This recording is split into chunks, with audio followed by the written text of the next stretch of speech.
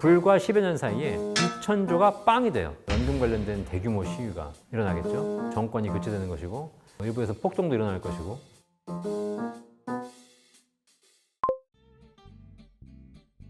과거에 유럽에서 연금 관련된 시위들이 일어난 적이 있었죠. 몇 년 전에. 만약에 연금을 고갈됐다. 그러면 사실 국가가 연금을 세금으로 지급해야 되는 거잖아요. 사실 뭐 지금 국민연금이나 공무원연금은 재정이 거의 고갈되고 있는 상태니까 이미. 그럼에도 불구하고 세금을 지급하고 있잖아요. 근데 이제 그것이 지급되는 상태라면 당장은 막을 수 있겠지만 만약에 고갈돼가지고 지급하지 못하는 상태가 된다면 이 연금으로 인해서 당장 하루 생계를 살고 있는 사람들 있잖아요. 이런 사람들은 굉장히 큰 리스크에 빠지겠죠. 뭐 이건 상상할 수 없는 시나리오, 상상하면 안 되는 시나리오고, 차라리 내는 사람들은 낸 돈 대비 못 받긴 하겠지만 당장 못 받는 게 아니잖아. 내가 투자해서 날렸어. 근데 그 투자하는 금액을 당장 내일 써야 되는데 날렸어. 그럼 이제 문제가 되는 것이지만 그 돈이 나한테 아직 당장 필요한 금액이 아니었다. 그러면 어쨌든 버텨볼 수는 있겠죠. 근데 지금 당장 우리나라는 고령화가 심각해진 상황에서 공적연금에 대한 문제가 생긴다면, 지급에 문제가 생긴다면 굉장히 큰일 많이 날 것 같아요. 생각하기 싫은 시나리오인데 서구처럼 연금 관련된 대규모 시위가 일어나겠죠. 정권이 교체되는 것이고 일부에서 폭동도 일어날 것이고.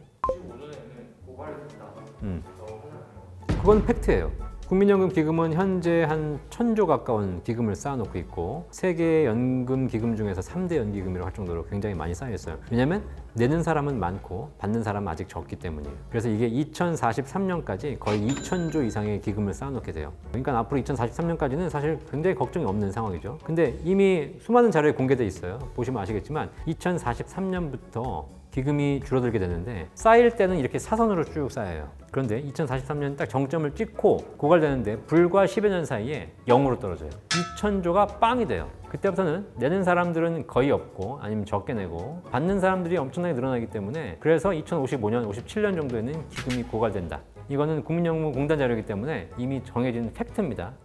기금이 고갈된다고 해서 연금을 못 받는 건 아니죠. 뭐 세금으로 줄 수 있는 것이고 뭐 이럴 수 있는 거잖아요. 지금은 돈을 쌓아놓고 거기서 이제 기금으로 운영해서 빼주는 방식이지만 기금이 없다. 그럼 어떻게 되냐면 올해 쓸 돈을 올해 걷어서 올해 받을 사람에게 주는 구조가 되는 거죠. 그러면 수익이라는 개념은 좀 줄어들 것이고 거기서 부족한 부분은 국가가 재정적으로 메꿔야 되는 것이기 때문에 기사 자체가 약간 좀 리스크가 있는 게 뭐냐면 기금이 빵이 된다고 해가지고 못 주는 건 아니다. 왜냐면 이번 달에 걷는 돈이 있잖아 사실. 그러니까 여유 있게 주지는 못할지언정 우리가 예를 들면 매달 한 달에 300만 원씩 월급 받는 사람이 있는데 통장에 내가 1억씩 쌓아놓고 300만 원 받으면 여유 있잖아요. 근데 1억이 날라갔어. 내가 굶어 죽어? 그런 건 아니잖아. 이제는 300만 원만 가지고 살아야 되기 때문에 300만 원에 맞춰 살아야 되고 모자르면 어떻게 돼? 이제 마이너스 통장 써야지. 그러면서 점점 큰 문제가 되겠죠. 사실 국민연금으로 인한 가장 큰 문제는 2055년에 바로 벌어지는 일은 아니고 결혼해서 이제 세금으로 여러 가지 이제 때우다가 한 1, 20년이 더 버티다가 제도도 많이 바뀌겠죠. 그래서 사실 지금 우리 90년생이 고민해야 될 문제는 국민연금 못 받는다가 아니라 낸 돈 대비 좀 적게 받을 수 있다. 그게 문제죠. 그러니까 기회비용이 문제예요. 사실 내가 이걸 가지고 코인을 샀더라면 더 벌었을 텐데 이걸 가지고 국민연금 하는 바람에 내가 수십 년간 부었는데 원금 정도밖에 못 받는다. 그럼 이게 의미가 있겠냐. 국민연금은 원래부터 다단계입니다. 왜냐하면 제도 자체가 그렇게 구성돼 있어. 일반 개인연금은 내가 낸 돈을 가지고 금융회사가 불린 금액을 쌓아놓고 그걸 나한테 연금으로 주는 방식이기 때문에 내가 많이 내면 많이 받고 적게 내면 적게 받는 구조로 돼 있어요. 근데 국민연금은 그게 아니라 내가 낸 돈과 내가 받는 돈의 상관관계가 적어. 내가 많이 냈지만 적게 받을 수도 있고 적게 냈지만 많이 받을 수도 있어요. 그리고 그 기금에 따라 결정되는 것이거든요. 그러다 보니까 실제로 많이 내주고 낸 사람이 많으면 기금이 충분하니까 내가 받을 수 있는 게 좋아. 그리고 사실 국민연금 초기에 제도가 설정됐을 때는 소득 대체율이 70%였어요. 그때 얼마 정도로 심각했냐면 국민연금 보험료율은 3%야. 무슨 얘기냐면 100만 원 버는 사람이 매달 3만 원씩만 내면 나중에 연금을 죽을 때까지 70만 원씩 주는 거예요. 아니 3%를 내고 70% 받는 구조가 정상적인 구조가 아니잖아. 이러니까 제도가 잘못 만들어져 있기 때문에 이게 다단계화 되어버린 거지. 결국은 일찍 가입한 사람들은 많이 받아가는 구조로 돼 있고 그 사람들이 빼간 돈을 늦게 가입한 사람들이 채워줘야 되는 구조. 그러니까 사실상 이게 뭐 전국민 다단계? 라고 제가 표현한 적이 있어요. 전국민 다단계. 근데 문제는 뭐냐면 다단계가 나쁜 게 아니잖아. 다단계가 가장 효과적이려면 어떻게 되냐면 계속 밑으로 문어발식으로 들어와주면 돼.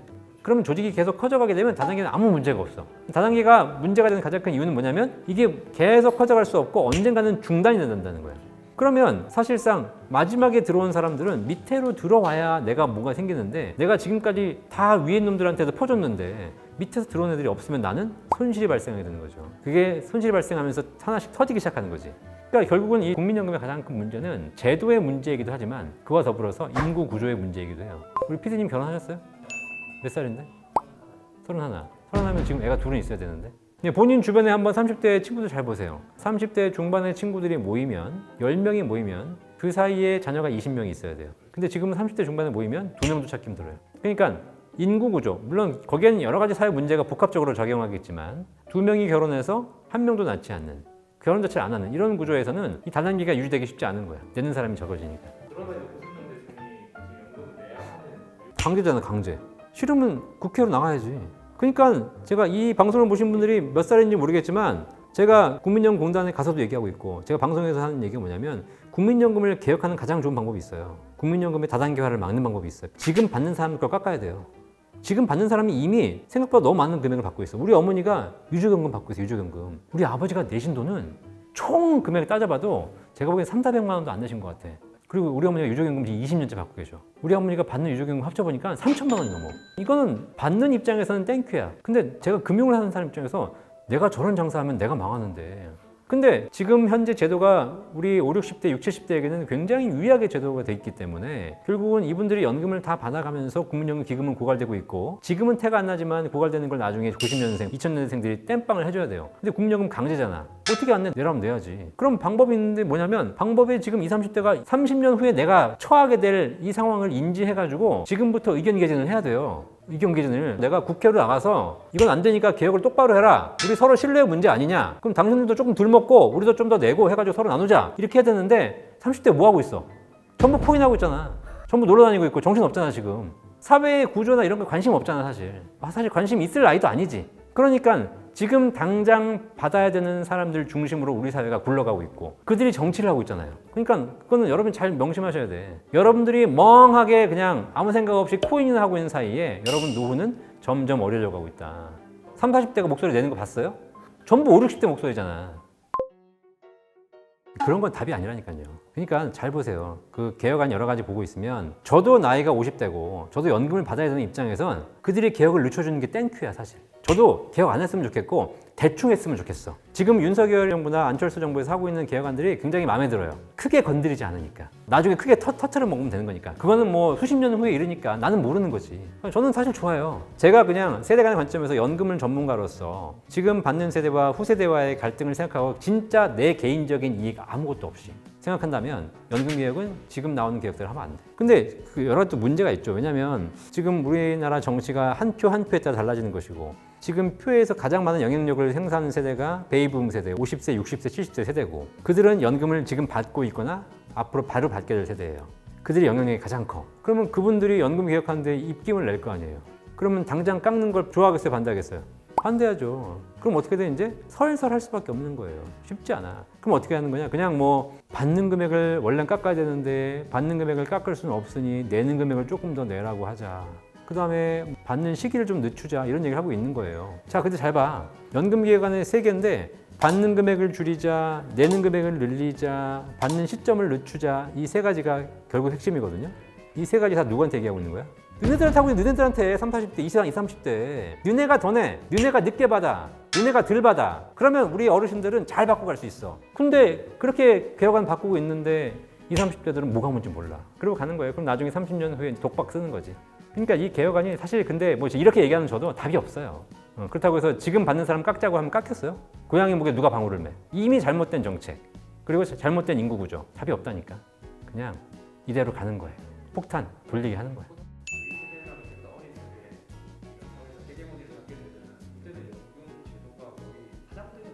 뭐 어떻게 될지 모르겠지만 저는 개인적으로 그런 생각도 해요. 젊은 세대가 헤게모니를 잡을 때가 되면 그들도 똑같은 사람이 된다. 그들도 자기가 많이 받아가려고 또 후세대에게 더 많은 폭탄을 돌릴 거다. 기금은 고갈되겠지만 또 딴 데 어디선가 끌어와가지고 세금을 걷어서라든가 내 연금 당장 내일 받을 내 연금이 나오도록 하겠지. 잘 생각해 보시면 폭탄 돌리게 하면 언젠가 폭탄이 터지겠죠. 잘 생각해 봐요. 우리가 하나의 또 시나리오를 볼 수가 있어. 금융위기 누가 만들었을까요? 금융위기를 의도적으로 만들어낼 수도 있어요. 이게 무슨 얘기냐면 그리스에 금융위기가 왔잖아요. 금융위기가 와서 말씀하신 대로 연금 때문이든 뭐든 때문이든 위기가 왔어. 그래서 한번 터져버렸어. 다 어려워졌어. 그럼 어떻게 해? 그 다음부터는 문제가 끝난 거예요. 해결됐어. 다 포기했으니까. 그런 게 있잖아. 우리가 금융 사기단이 있어. 얘가 돈 사기잖아요. 그럼 가가지고 내 돈 달라고 해. 그럼 뭐라 그래? 지금 제가 돈을 좀 돌리고 있는데 좀 어렵습니다. 좀 기다려 주십시오. 그러고 나서 어떻게 돼? 좀 이따 달라고 해. 그랬더니 지금 조금만 참아 주십시오. 막 그러면서 점점점 얘 막 사기단이 커져. 그럼 우리가 계속 열받잖아. 그래서 싸우고 막 달라 하잖아. 근데 걔가 날라버렸어. 깜빵 갔어. 그럼 어떻게 해? 끝난 거예요. 다 포기하는 거야 이제. 그리고 걔는 깜빵 갔다 나와서 다시 사기를 쳐. 그러니까 잘 봐. 이 금융위기도 우리가 생각한 대로 금융위기가 그냥 이런 위기가 와서 돌아간다고 생각하시겠지만 저는 경제를 이제 공부하면서 드는 생각이 있어. 이 금융위기도 좀 어렵다 생각하면 그냥 누군가 힘 있는 사람이 터뜨려 버리는 거야. 그러면 지금까지 문제가 한 방에 정리가 돼. 딱 한 달만 고생하면 돼. 일본 연금 제도가 뭐 후생연금 이런 제도가 있어요. 근데 일본 연금 제도도 뭐 그렇게 바람직하다고 보진 않아. 일본이 좋다고 우리나라가 좋은 게 아니라 일본 사람들의 사고방식과 우리나라의 사고방식을 봐야지. 일본 사람들은 디플레이션이라든가 자산가치 하락 시대를 겪으면서 크게 돈에 대한 욕심이 없어. 그리고 조금만 받아도 만족해. 그리고 남에게 피해 주는 거 싫어해. 일본 사람들은. 그러니까 그런 상황에서 크게 불만이 있어도 얘기 안 하고 사는 거예요. 우리나라 사람들은 조금만 불만이 있어도 얘기하는 상황이 좀 커지고 있잖아. 그죠? 그러니까 일본에 있는 제도를 우리나라에 그대로 들어온다고 해서 우리나라에 맞을까? 그건 아니라고 생각해. 국민연금에 대해서 사실 사회 제도이기 때문에 제도로서의 국민연금은 굉장히 좋은 제도인 건 사실이에요. 근데 이제 그거를 뭔가 우리가 이용하는 세대들이 서로 간에 신뢰 있게 잘 이용하기 위해서는 약간의 조정이 필요하죠. 지금까지 잘못된 거는 잘못된 거야. 그러면 지금부터 조금 더 빠른 개혁과 합리적인 개혁이 필요하죠. 근데 그런 차원에서 개혁을 할 때 단지 지금 표만 의식해가지고 눈 가리고 아웅하는 식의 개혁을 하게 되면 결국은 더 큰 문제가 발생할 수 있다. 지금 그냥 당장 표를 얻기 위해서 조금 그렇게 반창고 덮는 이런 걸 하지 말고 근본적으로 이 연금제도가 수십 년간 어떻게 개혁되어야 될 것인가를 한 번에 좀 고민할 필요가 있는 거고요. 그러한 차원에서 우리 젊은 분들도 연금 공부를 좀 하고 관심 가지고 내가 나중에 받을 연금이잖아. 그러면 거기에 대해서 의견을 개진하고 해야지. 지금 나이 드신 분들이 그냥 개선하도록 다 놔두게 되면 어쩔 수 없어. 내가 문재인 정부에서 그랬듯이 내가 집 가진 사람이 부동산 개혁을 할 수가 없다니까. 사실 집은 우리나라에 수천만 채가 있지만 나는 그중에 한 채를 갖고 있을 뿐이지만 내 집값이 떨어지는 정책을 사인하기가 쉽지 않아. 그렇기 때문에 이런 개혁을 할 때는 거기에 관계없는 사람들이 같이 모여서 앞세대와 후세대와 또 있는 사람과 없는 사람과 다 같이 모여서 정책을 만들어내는 것이 좋지, 그렇지 않고 그냥 누군가에게 맡겨두면 결국 그 사람이 어쩔 수 없이 팔은 안으로 굽게 돼 있다. 머니인사이드에 나와서 제가 뭐 이런저런 말씀을 드렸는데 지금까지 제가 다른 방송에서 하는 것보다 좀 더 세게 말씀드린 것 같아요. 근데 제가 드리고 싶은 말씀은 항상 그거예요. 우리 사회가 좋은 사회로 가길 바라요. 그리고 저도 이 사회의 구성원으로서 죄짓지 않고 잘 살고 싶고 올바른 사회 만들고 싶어. 그런데 그렇게 만들기 위해서는 현실을 직시해야 된다. 현실을 모르는 상태에서 이론만 들이대면 오히려 결국 정책은 더 나쁜 효과를 갖고 오게 되더라. 한 번에 모든 걸 바꾸려고 하지 말고 이 사회와 우리 국민들의 현 상황을 이해하면서 하나하나 차근차근 바꿔나가는 노력들이 우리 사회에 좀 필요한 것 같다 하면서 오늘 방송을 마치도록 하겠습니다.